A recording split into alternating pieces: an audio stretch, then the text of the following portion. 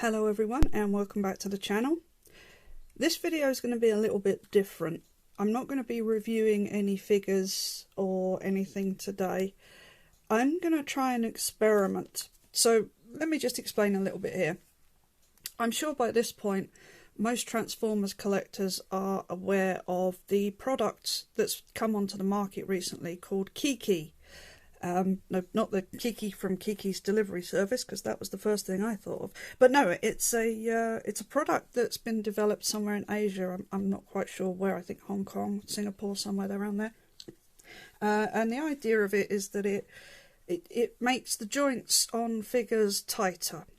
So I was initially on board for this. I was like, yeah, okay, I'll get some of that. Great. But I thought I'd do a little bit of research into it first, because I always like to know what I'm buying, you know. So in the course of my research, I came across a post on Reddit, and I will leave a link to it in the description, provided I can find it again. Basically, it was a chap. I don't know where he was from. I don't know where he was located. But he said that he had bought the Kiki, and that in his opinion, it was basically just varnish. It was just wood varnish, but with a couple of caveats.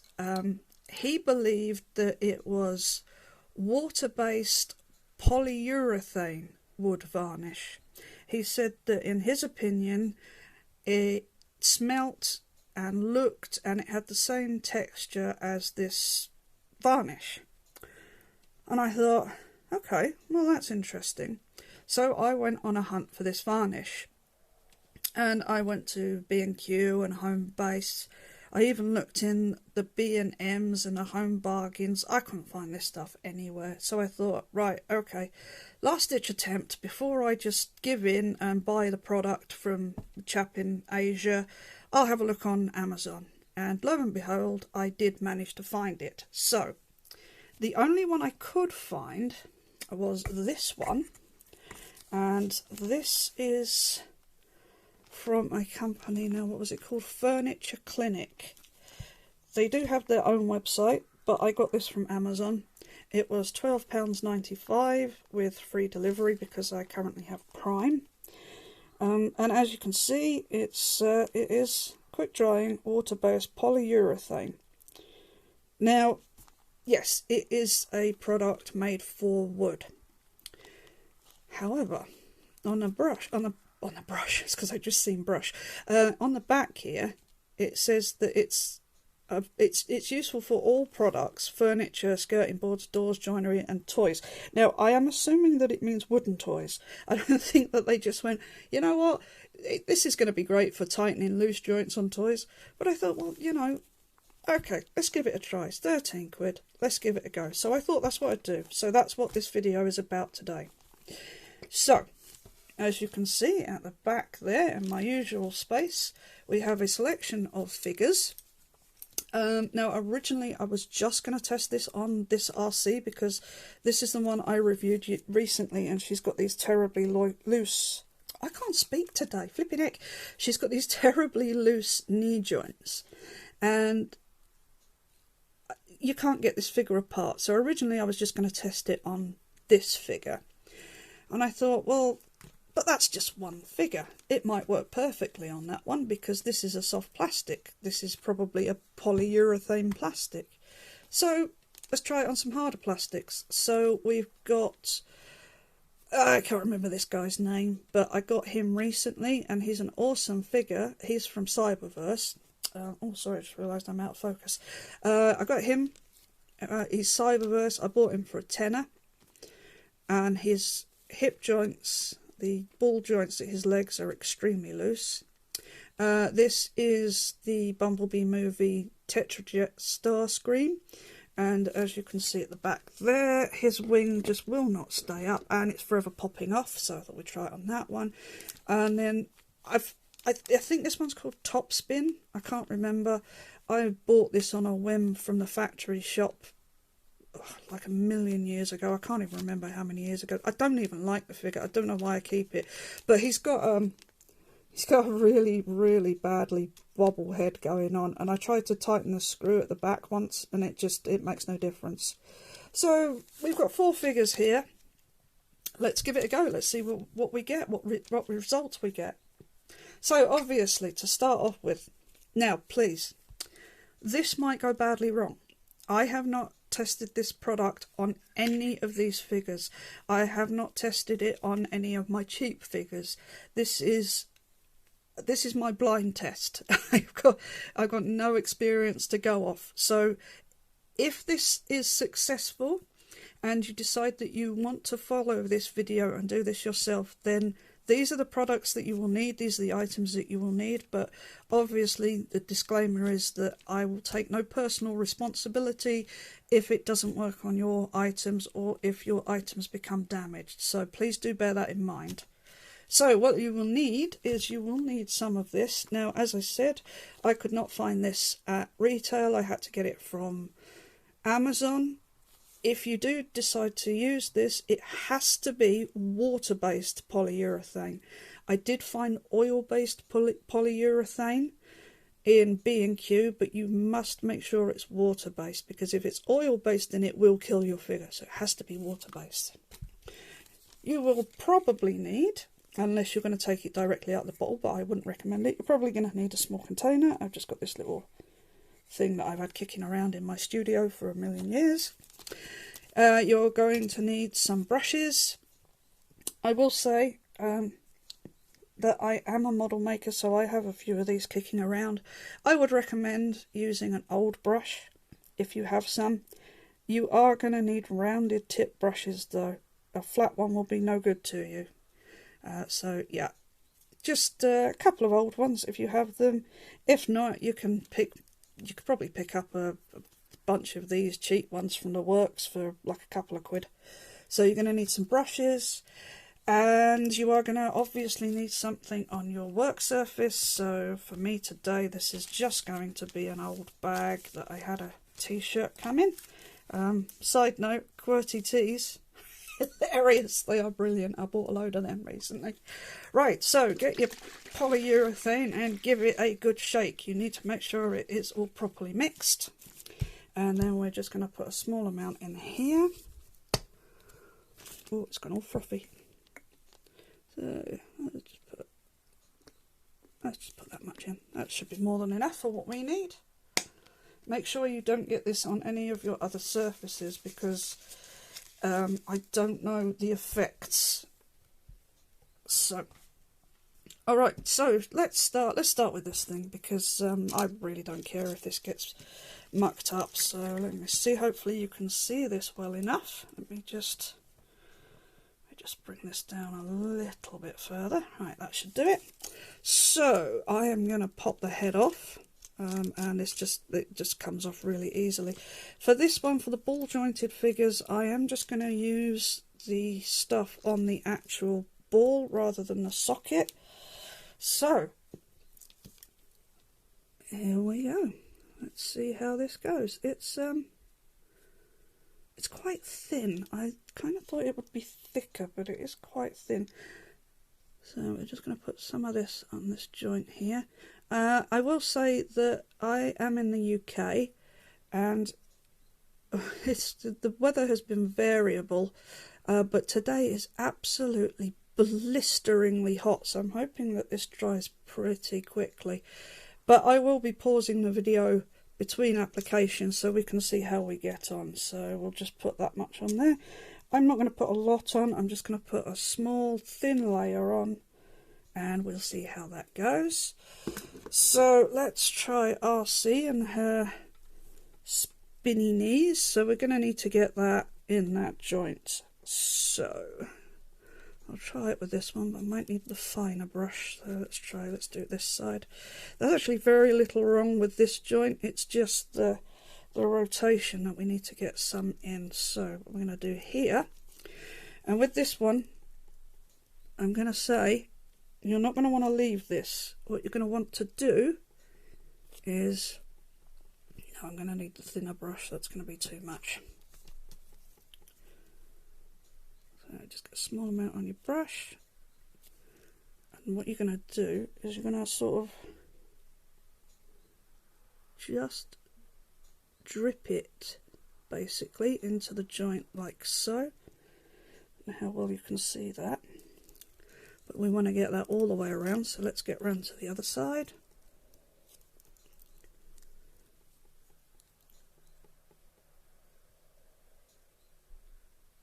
Try not to put too much in.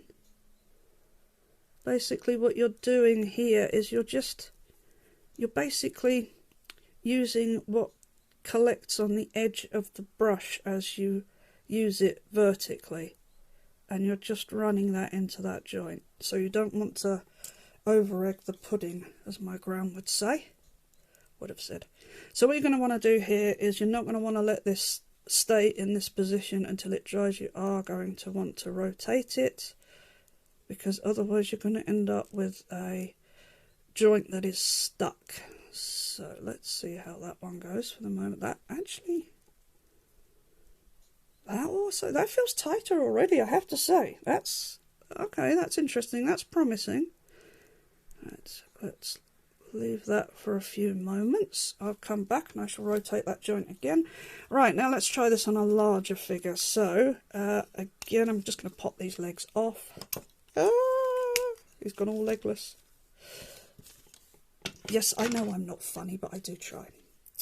So let's get that headpiece out of the way, and we're going to want to go back to the larger brush. So let's just put a thin coat on these joints. That's that side. The rest of this figure is actually fine, it's just these hip joints. But then that seems to be the way with the Hasbro figures of late, which is a bit of a shame, but what can you do? Now see, I'm chatting away now, I've put too much on there, so let's just get some of that off. There we go. Okay, let's leave that one to dry. Let's just go back to RC and give that a bit of a rotate. Nope, that's still okay. Now this whole process is going to be a matter of building up layers. You're not going to just be able to put it directly on and go, problem solved. No, that's not going to work, I'm afraid. So you're going to have to spend time on this. So, you know, don't leave it till 5 minutes before you have to put the kids to bed, or, you know, before your favourite show comes on, because you're going to run out of time for that, unless you come back to it another day. So this is going to be slightly different again, because this is pinned, and you can see here this is the loose bit. It's not too bad on its own, but obviously when it's on the figure, the weight of the wing just keeps dragging it down.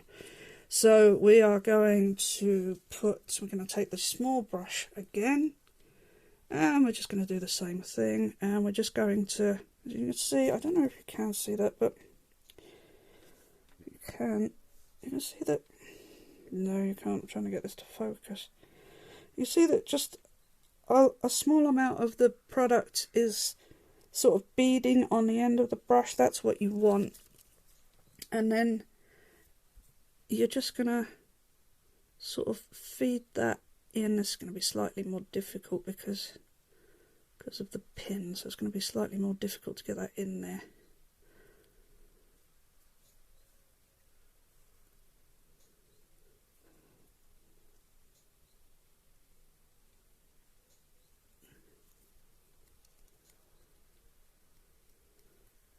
We'll have to see how this one goes.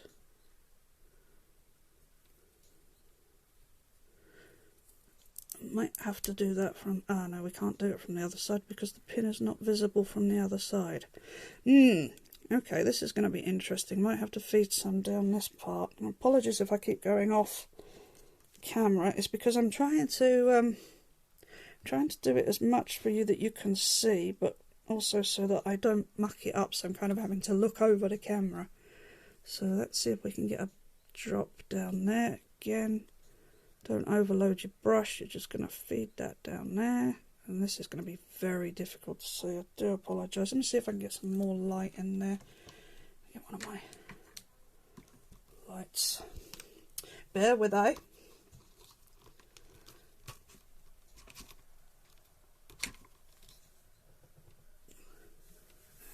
See if that's any better. Oh, there you go.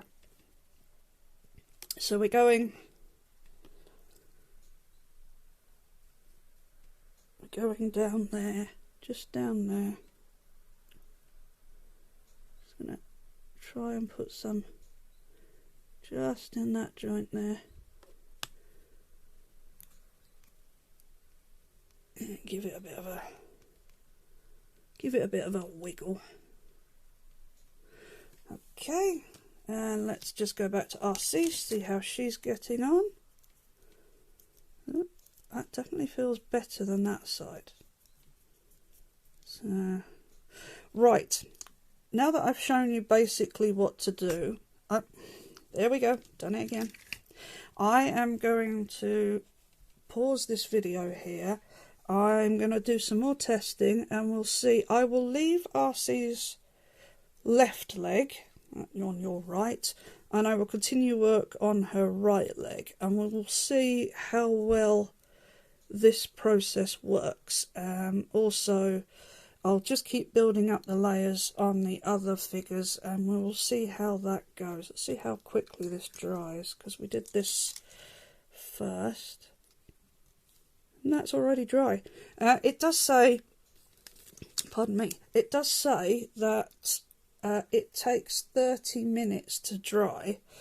I'm going to assume that's at sort of relative ambient temperature, and if you're using it as actually a wood varnish and not for a fix for your toys. So I'll just carry on doing this and we'll see how it goes, and I will get back to you at the end of the video. So see you shortly. Okay, so it's been about 35-40 minutes since I first started applying the varnish. I'm still testing on RC and Starscream because their joints are more difficult to treat than these guys. But I have to say the results so far pretty promising. So this is the oh god, what did I say his name was? Topspin. So his head was really wobbly, and you can see now that I'm actually having to put some force on that. It's not great. It's still a bit wobbly, but from where it was, I mean, it's definitely an improvement. So I will carry on working on this. He's just generally a bit of a mess. I think the Studio Series one is better, but I don't really care for it. I can't even remember why I bought this. I think I'd gone ages without buying anything, and I just wanted to buy something, and it was in the shop and I picked it up. But it's always felt a bit floppy, but I mean, there's a ball joint down in his foot I could probably test it on, that might help. But for the head, it's definitely an improvement. I mean, you can see it's definitely, it's not as loose. After turning the camera off, what I decided to do was to not only coat the ball, but to coat the socket as well. So it's had 2 additional coats on the ball at this point, and 2 coats on the socket. So 2 coats on the socket and 3 coats overall on the ball. So yeah, definitely promising. But I have to say that the best results have definitely come from this guy. I mean, that is really good. His joints now, he'll hold a pose now, which he wouldn't do before. Let me see what we can do. See, if I'd have done that before, he would have just tumbled backwards. But no, I mean, he's definitely a lot tighter. So yeah, I mean, I would cautiously say that for figures that you can get to both the ball and the socket on, it does seem to be working. So yeah, right, now, like I said, this is not the end of the story. I will be carrying on testing with the RC and the Starscream. I just wanted to pop this update in here just so you could see how we're getting on. And yeah, like I say, it's been about 40 minutes since I first started, well, since I shut the camera off. So the first part of this video, I know this is going to be long, the first part of this video was about 15 minutes, so we've done about an hour of coating, with leaving it about 10-15 minutes between coats. So yeah, cautiously optimistic. So right, I'm off again. Got some stuff to review, so I'll do that, and then I will come back again shortly. See you soon. Right, so given the promising results of the two chaps at the back there, I thought I'd have a go at trying to fix Blur's floppy forearms, more specifically Shattered Glass Blur's floppy forearms. Now, I have spoken to a few other collectors in the community, and they have all said that all the Blurs, all the Shattered Glass Blurs have this issue to some degree or the other, and as you can see, and if you've seen my review actually for this figure, you will see, yeah, it's not great, is it? Bit of a bummer there from Hasbro given the price, but anyway, never mind. So, alright, let's see if this works. Now, I will say at this point that I know this video is dragging on a bit, so I think I'm probably going to end up splitting it. So if there's like a blocky sort of jump somewhere, I do apologise, but it was getting really long, and I get that a lot of people don't really want to watch a very long video, so I will trim it down a bit. So the first part's probably going to be somewhere around 30 minutes, so I'll probably pop this into a second video. So again, assuming that I do split this, please go check the first part of this video, because that gives you the idea of what you're supposed to be doing here. So let me just see if I can lift this piece up out of the way, get some light in there. So we're going to approach this slightly differently. So we're going to put the Kiki, it's not Kiki, is it? Got it in my head now. We're going to put the wood varnish just in these pieces here, just either side of where his hand attaches via that peg. So hopefully you can see that. I'm trying to get as much, I keep knocking my camera. I'm trying to get as much light in there. Okay. Let's see, let's try that. I keep knocking my camera because I'm trying to get my light in such a way that you can actually see what I'm doing, and it doesn't give much room between the camera and the light, but now I can't see what I'm doing. Okay, let's try this. So I've got too much on there now. Okay. Right, so it's now been about an hour since I started this experiment, and you've seen the results of the top spin and the chap whose name I've forgotten. You can see how that's worked out on ball joints. So I'm just going to do this quick update with the Star Scream, and then I'm going to do this video in two parts, I think, because it's getting quite long now, and I appreciate that not everybody's got like 50 minutes, an hour to watch these. So I'll cover the salient points, but I just wanted to show you how it's going with the Star Scream.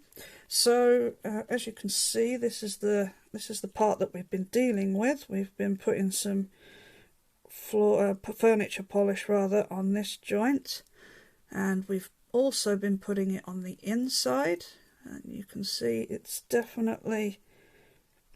getting a bit more stiff.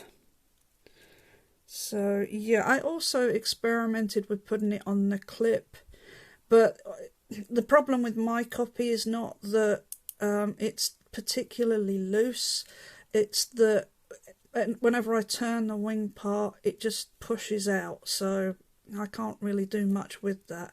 But here you can see, in fact, where it has pushed back out. You can see how it's working. Well, you can't really see very well how it's working there, but I'll get to that in a moment. But yeah, it's doing quite well, I think. So at least now, when I put this wing part on the figure, like so, can have those up like that, and just fix the camera. You can see now that that is at least holding in place. I'm having to really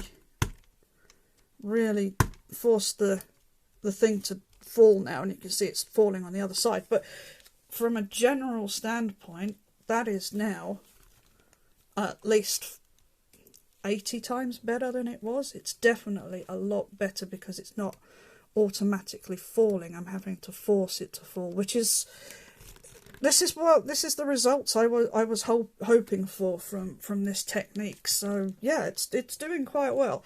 I think I'm going to need to do it a little bit more. It's not quite there yet, but it's definitely a lot better. So I don't know if this is going to work, but what I've been doing is, this is just the lid off of the little pot that I've got the stuff in. I have been painting the left hand side of the lid. You can see it's still slightly damp in places. I've put like 2 coats on it now. Now what I'm hoping to show after several coats is how this works. Basically, think of it like puff pastry, where you have layer upon layer upon layer of pastry. This is a similar sort of thing that's happening here. The more layers you put on, the thicker it becomes, and then hopefully you end up with a stronger bond between, you know, the 2 parts of whatever it is, whatever part of your figure you're putting this on. I don't know that it's going to work yet, but let me see if this will scratch up. No, it's not working yet. I'll tell you where you can see it though. Let me just take this off again. I'm sorry if the camera moved. My arm stuck to the piece of plastic I've been using. It's so hot here. Yeah, now here's the pin for Starscream, and you can see it looks a bit rough. This is what I'm talking about. If I just scrape my nail across the pin, you can see it's lifting off. So this is what's happening. Every time I put a new layer on, it's building it up and building it up and building it up, and this is what it's doing. It's not eating anything away.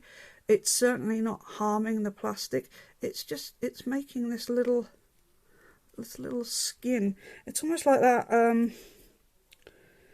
Like it's like that PVC glue you used to use as a kid in kindergarten.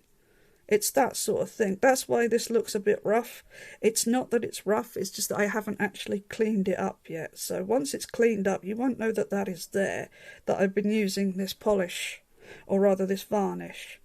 So yeah, initial results, very, very promising. I'm very impressed with this for the moment. RC, her progress is slow, I have to say. It does definitely feel like something is happening. The problem with this is, given the joint that we're trying to fix is a rotational joint, and it means that there is a peg in here that you can't physically get to. I did try and just pull it out. I was hoping it was a similar peg to on the, you know, that hold the hands in, but I couldn't get it out, so I didn't really want to force it. It feels better, but it's not perfect. So yeah, the results, ABS plastic seems to be accepting it very well, but this, I believe, is PVC, and it's not working as well. I've not long applied some there. I'm waiting for that to dry in there. I'm going to leave this now overnight, and hopefully come tomorrow it will have dried enough that I actually see some progress. But it's not terrible, and like I said, I will just say again, it doesn't appear to be harming the plastic. It seems to be, yeah, it seems to be okay. What you're seeing there is just a little bit of squelch. I'm gonna say it's because I put quite a lot in the joint just to try and get it down to that peg. But yeah, it's getting there. It's getting there. So yeah, right. I'm gonna stop this video here because there's not really very much more for you to see. I will come back on another day. Hopefully the day after I publish this video will be the results video. So if you are interested in seeing how this pans out, stay tuned for that video.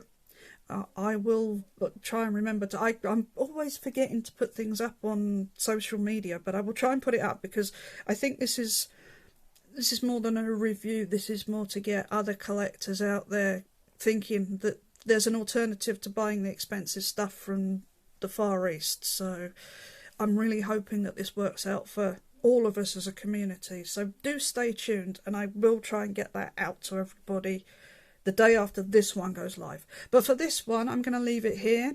I will see you next time, and until then, take care of yourselves, and bye for now.